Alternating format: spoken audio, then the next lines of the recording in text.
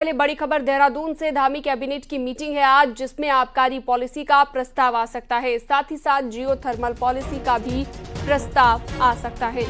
वहीं शिक्षा विभाग में चतुर्थ श्रेणी के करीब 400 कर्मचारियों की भर्ती का भी प्रस्ताव आ सकता है। वहीं नई आबकारी नीति पर सूत्रों के हवाले से खबर आ रही है कि अब धर्म नगरी हरिद्वार ऋषिकेश में शराब को प्रतिबंधित किया जा सकता है। दोनों ही जगह पर नगर निगम क्षेत्र में शराब पर प्रतिबंध होगा।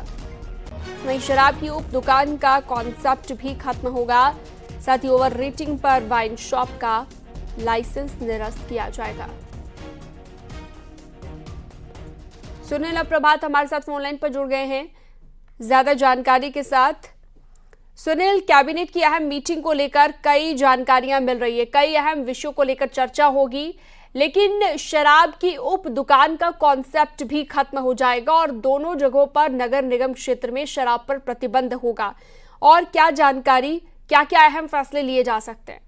देखिए सीनम, आज की कैबिनेट का जो मुख्य मुद्दा रहने वाला है, मुख्य जो आकर्षण रहने वाला है, वो आबकारी नीति को लेकर है। और अगर जो सूत्रों के हवाले से जानकारी मिली है कि हरिद्वार और ऋषिकेश नगर निगम एरिया को पूरी तरह से प्रतिबंधित कर दिया जाएगा, तो ये राज्य बनने के बाद ये धामी सरकार का पहला ऐसा डिसीजन होगा जहां दो सिटीज में, खासकर हरिद्वार और ऋषिकेश में शराब पर पूरी तरह से प्रतिबंध लगा दिया जाएगा। इसके साथ साथ राज्य में एक कंसेप्ट ये भी था कि यदि आपके पास वाइन शॉप का लाइसेंस है तो आप एक सब वाइन शॉप भी कहीं पर खोल सकते हैं उसके एवज में। अब नई आबकारी नीति की जो आज पॉलिसी जो कैबिनेट में पेश होगी, सूत्र बताते हैं कि इसमें जो उप दुकान का, जो सब वाइन शॉप का जो कंसेप्ट था, उसको भी पूरी तरह से बंद कर दिया गया है, खत्म कर दिया गया है। तो आज आबकारी नीति कैबिनेट में आ सकती है। इसमें और क्या क्या सरकार करेगी ये उसके बाद ही जानकारी मिल पाएगी। लेकिन अभी तक खासकर शराब की दुकानों में ओवर रेटिंग की एक बड़ी समस्या थी, बड़ी शिकायतें राज्य भर से मिलती थी कि शराब की दुकानों में ओवर रेटिंग हो रही है।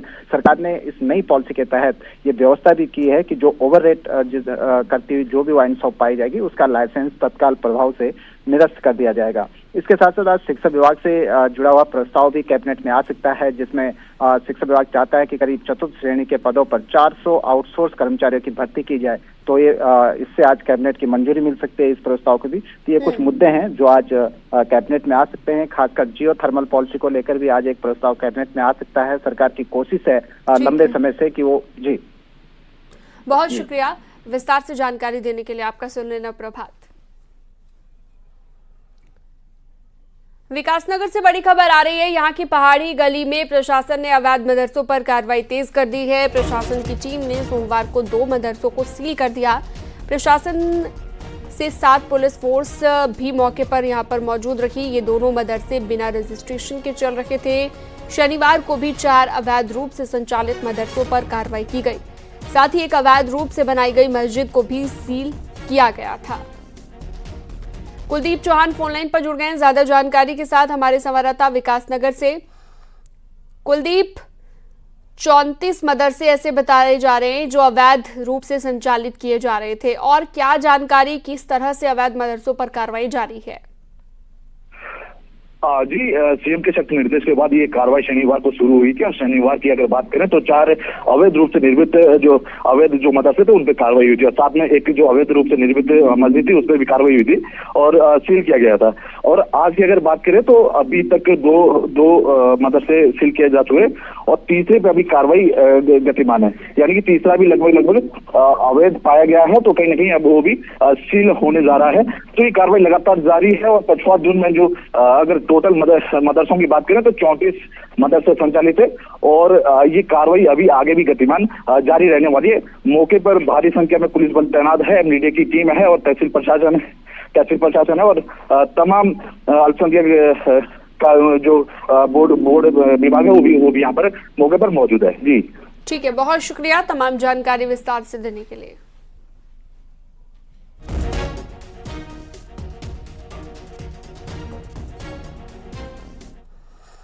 चमोली से बड़ी खबर के आज और कल के लिए फिर से अवलॉन्च की चेतावनी जारी की गई है। चमोली जिला प्रशासन ने सभी एजेंसी को सतर्क रहने के लिए निर्देश जारी कर दिए हैं। साथ ही ऊंचाई वाले इलाकों में पर्यटकों को ना जाने की सलाह दी गई है। आज और कल के लिए मौसम विभाग ने अलर्ट जारी किया है। वहीं प्रशासन ने सभी ऊंचाई वाले पर्यटक स्थलों से सभी पर्यटकों को वापस बुला लिया है। जितनी भी कार्यदायी संस्थाएं हैं, क्योंकि अधिकांश गांव अभी तो स्थानीय लोग नहीं रह रहे हैं, पलायन प्रभावित रहते हैं वो गांव, और जितनी भी एजेंसीज कार्यरत हैं, जिनके लेबर्स हैं, उनको हमने अलर्ट कर दिया है कि उनको सेफ प्लेस पे ले आएं और कोई भी ऐसी स्थिति में किसी को न छोड़ें जहाँ पे बर्फीला तूफान आने का खतरा हो। भारी बर्फबारी की वजह से पिथौरागढ़ में चाइना बॉर्डर से सटा इलाका पूरी तरह से पट गया है। गुंजी से आगे 6 फीट से ज्यादा बर्फबारी हुई है। बर्फबारी के कारण बॉर्डर को जोड़ने वाली सड़कें पूरी तरह से बंद हैं। बीआरओ सड़कों से बर्फ हटाने में जुटा हुआ है, लेकिन पूरी बर्फ रोड से हटाने में अभी वक्त लग सकता है। सड़कों के बंद होने से सीमाओं की सुरक्षा में तैनात जवानों को दिक्कतें हो रही हैं। इतना ही नहीं, स्थानीय लोगों की राह भी स्नोफॉल ने रोकी है।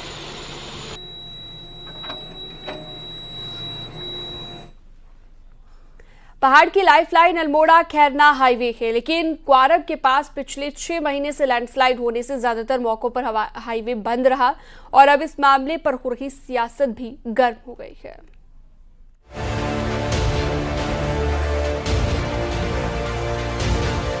पहाड़ के 3 जिलों को जोड़ने वाले क्वारब हाईवे में लैंडस्लाइड से पहाड़ के लोग परेशान हैं। पर्यटकों की संख्या में कमी आ रही है।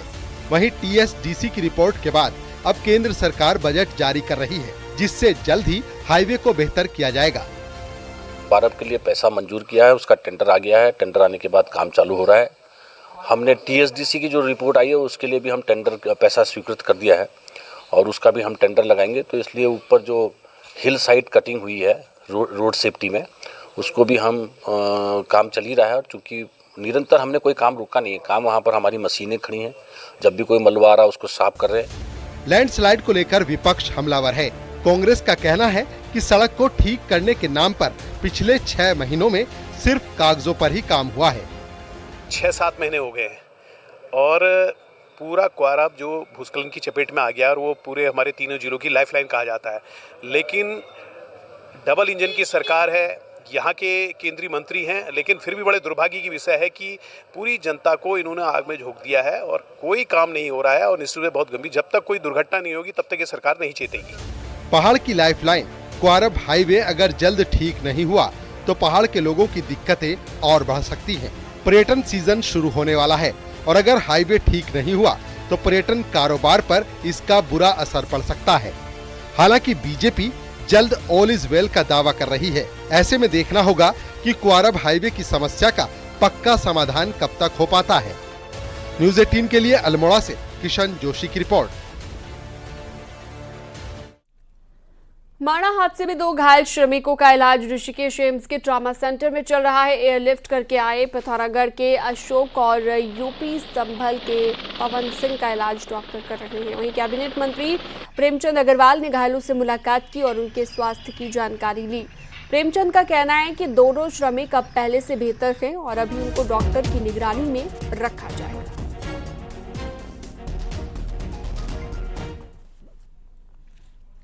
हरिद्वार में पुलिस ने स्पा सेंटरों पर ताबड़तोड़ छापेमारी की। रानीपुर, बहादुराबाद, श्यामपुर और सिटकुल थाना क्षेत्र में चल रहे स्पा सेंटरों पर छापा मारा गया।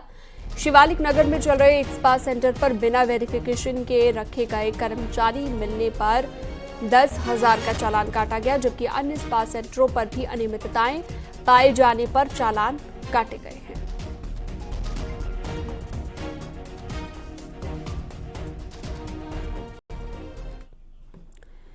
रुड़की के पिरान कलियर में देह व्यापार का खुलासा हुआ है। पिरान कलियर से 5 महिलाएं और 4 पुरुषों को पकड़ा गया है। ह्यूमन ट्रैफिकिंग और पुलिस ने कार्रवाई की है।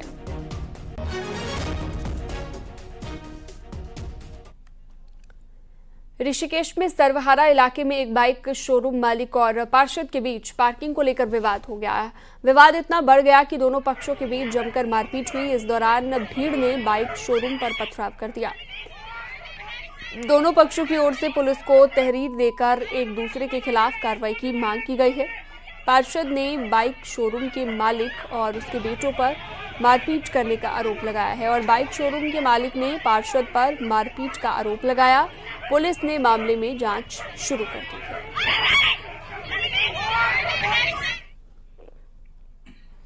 रुड़की में मंगलौर के लंढौरा में पुलिस और बदमाशों के बीच एनकाउंटर हुआ, जिसमें एक बदमाश के पैर में गोली लगने से घायल हो गया, जिसे सिविल अस्पताल में भर्ती कराया गया, जबकि 2 बदमाश मौके से फरार हो गए थे, लेकिन पुलिस ने बाद में उन्हें भी गिरफ्तार कर लिया। 28 फरवरी को लेन देन को लेकर 2 पक्षों में फायरिंग हो गई थी, जिसमें 2 युवकों को गोली लग गई थी और इलाज के दौरान मौत हो गई थी, जिसके बाद पुलिस आरोपियों की तलाश में जुटी थी। वहीं देर रात चेकिंग के दौरान पुलिस ने एक बाइक को रोकने की कोशिश की, लेकिन आरोपी भागने लगे। पुलिस ने पीछा किया तो आरोपियों ने फायरिंग कर दी और पुलिस की जवाबी फायरिंग में एक बदमाश के पैर में गोली लग गई है। चेकिंग के दौरान जब एक संदिग्ध बाइक जो समय ने घटनाक्रम बताया, पुलिस पे को देख करके भागी और पुलिस पे फायर झोंका, तो पुलिस ने भी जवाबी फायर किया है, जिसमें एक व्यक्ति घायल हुआ, जिसको हॉस्पिटल एडमिट किया और 2 लोग फरार थे। तो अभी मुझे सूचना प्राप्त हुई है कि उनको भी गन्ने की खेतों से अरेस्ट कर लिया। बीजेपी संगठन में इन दिनों चुनाव चल रहे हैं। मंडल अध्यक्षों के बाद अब जिला अध्यक्षों की बारी है। जिला अध्यक्षों को लेकर कई लेवल पर रायशुमारी हो रही है। महिला, एसपी, ओबीसी, ब्राह्मण, ठाकुर के समीकरण फिट किए जा रहे हैं और कुछ जिलाध्यक्ष रिपीट किए जाएंगे। तो निकाय चुनाव में लूज परफॉर्मेंस वाले जिलाध्यक्ष बदल दिए जाएंगे। रविवार को भी देहरादून बीजेपी ऑफिस में जिलाध्यक्ष पद के लिए रायशुमारी हुई। बीजेपी ने जो ऑब्जर्वर जिलों में भेजे थे, रविवार को उन्होंने अपनी रिपोर्ट पार्टी को सौंप दी है। पार्टी ने ऑब्जर्वरों के साथ मीटिंग कर नाम शॉर्टलिस्ट कर लिए हैं। हर जिले से 3-3 नामों की लिस्ट बताई जा रही है। आज पार्टी के केंद्रीय पर्यवेक्षक सांसद राजकुमार चाहर देहरादून पहुंचेंगे। 2 दिनों तक एक बार फिर नामों पर मंथन होगा। फाइनल लिस्ट दिल्ली जाएगी और दिल्ली की हरी झंडी के बाद जिलाध्यक्ष घोषित कर दिए जाएंगे। देखिए, मुख्य रूप से केंद्र द्वारा ही उसके आधार तय होता है। जैसे हमने कहा कि 45 साल से 60 वर्ष के बीच का कार्यकर्ता ही इसमें अध्यक्ष बन पाएगा। इसके साथ साथ 6 वर्षों से वो सक्सेस जरूरी है। पार्टी के पदों में उसको कोई ना कोई दायित्व तो इस बीच में कभी ना कभी रहा हो। ये कुछ मानक है जिसके आधार पर हम चीजों को तय कर रहे हैं। इसके साथ साथ पिछले दिनों नगर पंचायतों के चुनाव हुए, पालिका के चुनाव हुए, उन चुनावों को भी एक आधार इसमें रखा गया है। और जो भी चुनाव आते हैं उन चुनाव में पार्टी को सफलता मिले, इसके लिए भी जिलाध्यक्ष की जिम्मेदारी बनती है। इन सभी चीजों को विचार करने के लिए ही हमारी जो प्रदेश की कोर कमेटी है वो इस पे विचार करेगी। पर्यवेक्षकों के द्वारा क्या क्या राय जिलों से आई है उस पर भी विचार होगा और सम्यक दृष्टि से विचार करने के बाद ही जिलाध्यक्ष का नाम तय होगा। आज नैनीताल हाईकोर्ट में निकाय चुनावों में आरक्षण के मामले को लेकर सुनवाई हुई। हाईकोर्ट में सरकार ने काउंटर एफिडेविट फाइल करने के लिए समय मांगा। हाईकोर्ट ने सरकार को काउंटर एफिडेविट फाइल करने के लिए 1 हफ्ते का समय दिया है।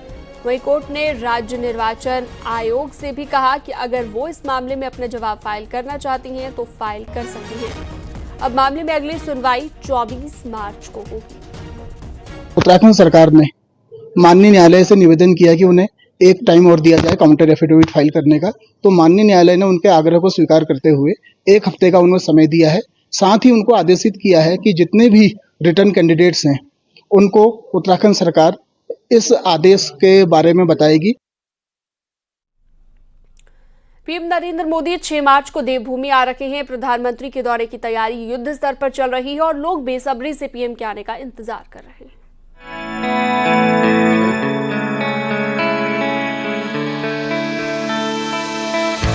प्रधानमंत्री नरेंद्र मोदी अब 6 मार्च को देवभूमि उत्तराखंड आएंगे। पीएम मोदी अपने दौरे पर मां गंगा के शीतकालीन प्रवास मुखबा जाएंगे। इससे पहले पीएम मोदी को 27 फरवरी को उत्तराखंड आना था, लेकिन खराब मौसम के चलते उनका दौरा रद्द हो गया। अब नए प्रस्तावित कार्यक्रम के मुताबिक पीएम मोदी 6 मार्च को उत्तराखंड के दौरे पर रहेंगे। पीएम मोदी सुबह 8 बजे देहरादून के जॉली ग्रांट एयरपोर्ट पहुंचेंगे और उसके बाद हेलीकॉप्टर से हर्षिल के लिए रवाना होंगे। हर्षिल में एक छोटी सभा को संबोधित करने के बाद मुखबा में मां गंगा की पूजा अर्चना करेंगे। इसके बाद पीएम मोदी दोपहर 12:30 बजे वापस दिल्ली के लिए रवाना होंगे। वहीं पीएम मोदी के दौरे को लेकर तैयारियां तेज हो गई हैं। देश के प्रधानमंत्री नरेंद्र मोदी पहली बार मुखवा आएंगे। लगातार तैयारियां जोरों पे है। शीतकालीन यात्रा का बड़ा संदेश वो देंगे। मुखवा में न्यूज 18 इस समय ग्राउंड जीरो पे है। हम आपको दिखा सकते हैं मुखवा मंदिर। मुखवा मंदिर शीतकाल के दौरान पूजा अर्चना मां गंगा की जाती है वो जो यात्रा पे जो आते हैं वो यहाँ पे दर्शन करते हैं। यहाँ पे तैयारियां जोरों पे, आप देख सकते हो किस तरह से सीढ़ी में टाइल्स लगाई गई है। एक तरफ से पीएम मोदी के लिए सीढ़ी का निर्माण किया गया है युद्ध स्तर पे, और जो भवन है यहाँ के उनकी सजावट की गई है, और 3 तिरंगे लाइट से पूरे गांव को सजाया गया है। पूरे गांव में रंग रोहन का कार्य किया गया है। पीएम मोदी के दौरे को लेकर मुगबा समेत वाइब्रेंट विलेज के 8 गांव के ग्रामीण उत्साहित हैं और उस पल का बेसब्री से इंतजार कर रहे हैं। सभी में काफी अच्छा उत्साह है और प्रकृति भी उत्साहित है। मोदी जी का आवागमन यहाँ पे हो रहा है, तो देखो चारों तरफ जो है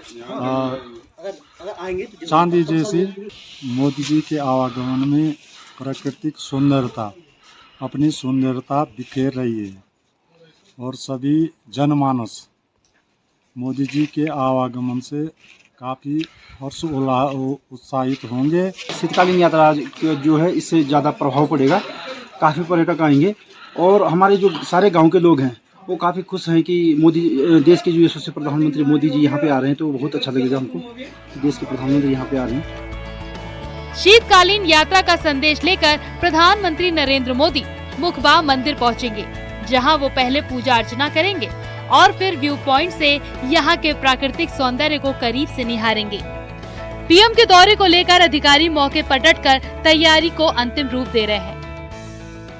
यहाँ पे सभी विभाग अपने अपने स्तर से युद्ध स्तर पे कार्य कर रहे हैं, और गंगोत्री राष्ट्रीय पार्क भी पूरी तरह से मुस्तैद हैं। हमारे सभी कार्मिक अपने अपने क्षेत्रों में तैनात हैं और पूरी तरह से गश्त कर रहे हैं, और जो भी हमें काम सौंपे गए हैं वो हम पूरी तरह से तैयार हैं। माननीय प्रधानमंत्री जी तो एक brand ambassador kind of person हैं, तो वो जहाँ जाते हैं उस क्षेत्र के विकास को और उस क्षेत्र की जो लोकप्रियता है वो कई गुना बढ़ जाती है। इससे पहले जागेश्वर, केदारनाथ आदि, कैलाश आदि स्थानों पर हम इसका उदाहरण देख चुके हैं। तो हमें ये उम्मीद है कि माननीय प्रधानमंत्री जी के आगमन के पश्चात बड़ी संख्या में शीतकाल में साहसिक पर्यटन के लिए बड़ी संख्या में पर्यटक यहाँ पर आएंगे। पीएम के दौरे से पहले इस क्षेत्र में खूब बर्फबारी हुई है, जिससे पूरी घाटी बेहद खूबसूरत नजर आ रही है। वहीं पीएम मोदी के दौरे के बाद शीतकालीन यात्रा को भी पंख लगने की उम्मीद है। तो सभी में उत्साह है और तैयारियां जोरों शोरों से की जा रही है, और सभी को इंतजार उस दिन का रहेगा जब पीएम मोदी यहाँ पहुंचेंगे, पूजा अर्चना करेंगे और यहाँ की प्रकृति का आनंद लुत्फ उठाएंगे, और देश दुनिया के सामने शीतकालीन यात्रा हो चाहे पर्यटन हो उसको दिखाएंगे। बलवीर परमार, न्यूज 18, मुखवा गांव, उत्तरकाशी। पिछले कुछ समय से पहाड़ों में मानव वन्य जीवों के संघर्ष की घटनाएं बढ़ गई हैं। भीमताल के नौकुचिया ताल में भी कई घटनाएं हो चुकी हैं, तो 7 ताल के पास गुलदार की धमक से लोगों में एक बार फिर दहशत है। देखिए।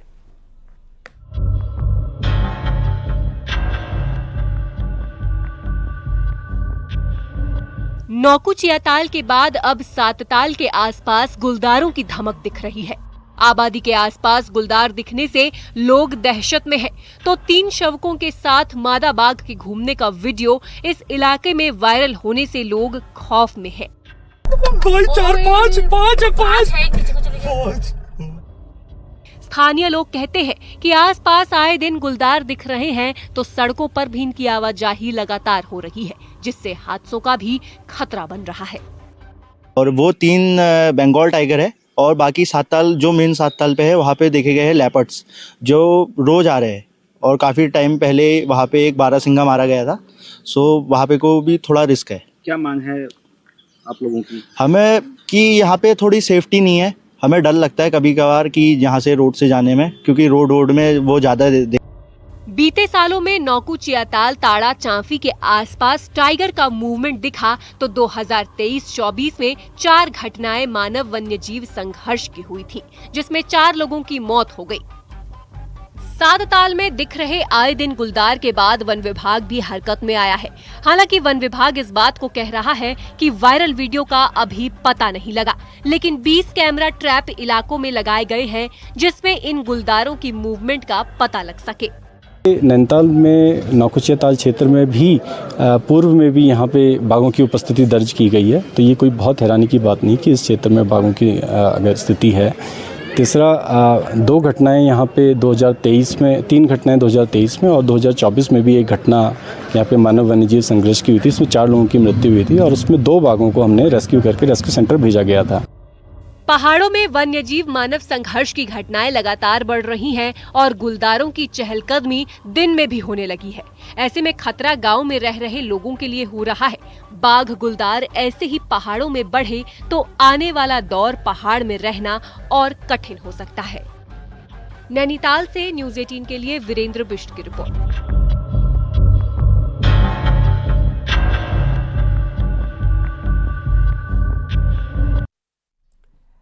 कॉर्बेट की ढिकाला जोन को कॉर्बेट का दिल कहा जाता है। यहाँ पर आने वाले हर पर्यटक की यहाँ पर एक रात गुजारने की इच्छा होती है और ऐसे में ढिकाला के परमिट के लिए पर्यटकों में होड़ लगी रहती है। एक रिपोर्ट देखिए।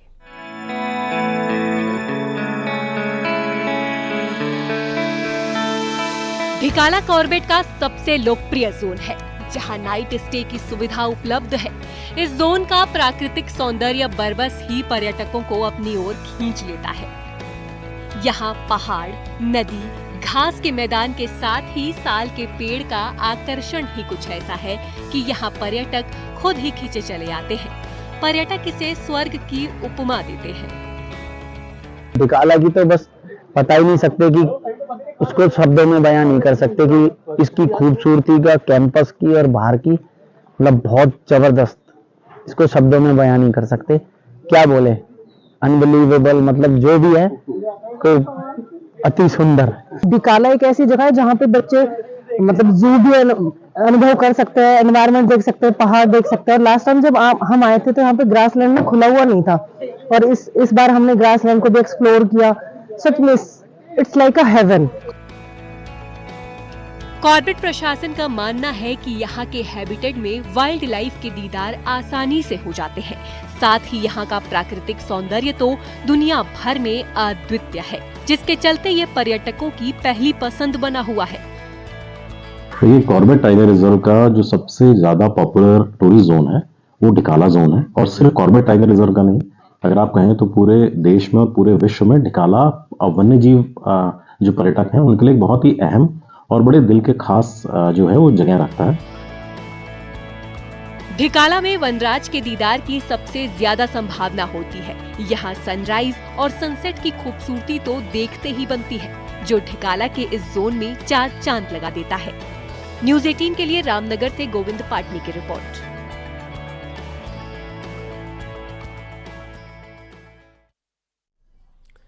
देहरादून में 7 मार्च से बसंत उत्सव की शुरुआत होगी और इसी दिन से फ्लावर शो भी शुरू होगा। राजभवन में फ्लावर शो हर साल होता है और पिछले साल 3 लाख लोग फ्लावर शो में आए थे।